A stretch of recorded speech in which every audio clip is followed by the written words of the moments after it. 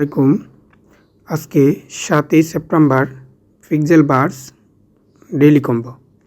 প্রথমে আমরা daily reward claim করে নিব, তারপর ক্রস দিয়ে চলে যাব আমরা ডেইলি কম্বো সেকশনে। প্লেতে ক্লিক করব। প্রথম কার্ড হলো আজকে আমাদের 7 নাম্বার, তারপর 1 নাম্বার, 6 নাম্বার, 4 নাম্বার। আমি আবারও বলছি 7, 1, 6, 4। চেকে ক্লিক করব, 100% ক্লেম করব। তারপর বরাবরের মতো আর্ন অপশনে যাব।